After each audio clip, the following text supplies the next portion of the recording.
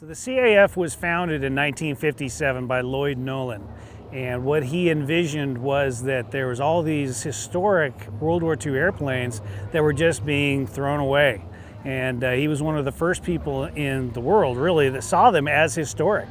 By 1963, we collected every American fighter, and so we started looking bigger. So we were looking at a B-17 and a B-24, and that's when we picked up Texas Raiders behind us. This B-17 was the very first B-17 that was ever purchased exclusively for the use of a flying museum. And we've had it for 54 years, almost 2/3 of its existing lifetime. This aircraft is a rare bird. They built 12,731 B-17s during World War II. Today there are just 48 airframes in existence. 10 of those are airworthy, but only 5 of them actually fly, and there's only 3 that you can actually take a ride on. Naturally, each and every one of those has a very unique and interesting story as to how they survived this long and still maintain an airworthy status. Well, Texas Raiders is no different. Texas Raiders was born on July 12, 1945, and that was after the war in Europe was already over, and just about a month before the war was over in Japan. So this B-17 was born literally with no purpose. And the only reason it was constructed at all was to finish out a government contract. So it was rolled out of the factory, it was accepted by the Army Air Forces, and it stood on the ramp for several days, waiting for a pilot to take it to the scrapyard to be melted down. Well, 4 days after she was built, the Navy came down to Douglas in Long Beach, California, and said, we'll take that one. And 19 more just like it, and they took those 20 B-17s to Pennsylvania. Now, why would the Navy want B-17s at the end of World War II? That just doesn't make any sense. Well, if you know your history at all, you know that the effect that kamikazes had on Navy ships, especially towards the end of the war. And the Navy was having a lot of trouble coming up with a good countermeasure for that. So what the Navy needed was an early warning ring. So their first attempt at that was a radar picket destroyers. And that worked great, except that the destroyers themselves made great targets for kamikazes. Well, destroyers are expensive, so the Navy needed something to do that job that was a little less expensive. So they thought, well, let's try the same concept, but let's go airborne this time. So what they were coming up with, slowly but surely, was what we know today as AWACS. So they looked at several aircraft to try to be the platform for that. They looked at the B-24, which they all had a lot of experience with, but that didn't work for the radome. The C-54, but that couldn't defend itself. So they finally decided on the B-17. And over the course of about 2 years, they modified them into what's called a PB-1W.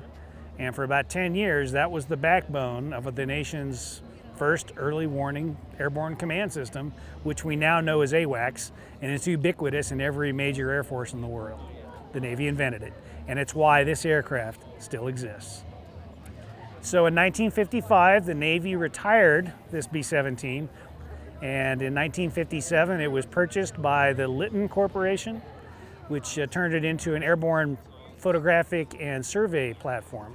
And for about 10 years, they flew it all over the world, really, all the way from Alaska, all the way to the tip of Chile, and back and forth. All kinds of mapping that we still use today is because of this B-17. In 1967, they had a declining need for the aircraft, about the same time that the CAF was wanting a B-17, and they struck a deal, and for $50,000, we bought ourselves a B-17.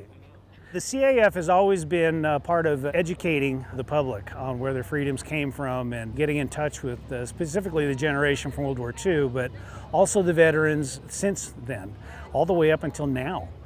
And so to understand where these freedoms came from and how they're fought and won is an important value, and we try to impart that upon the current generation. It takes a lot of work. We're all volunteers, and we work tirelessly to keep her airborne, to keep her staffed, and keep her on tour. We go all over the country to places like Centennial, Colorado, so that people can come out and see this aircraft in live, living color.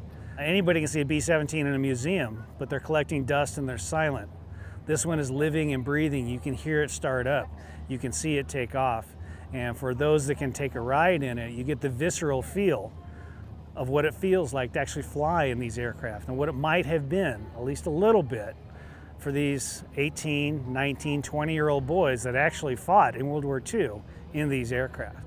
It's a one-of-a-kind experience. It's definitely the most fun part of this volunteer experience, is to see the smiles and just the epic joy that people have of being able to feel this, once-in-a-lifetime experience. And I tell people it's a life-changing experience, and it really is.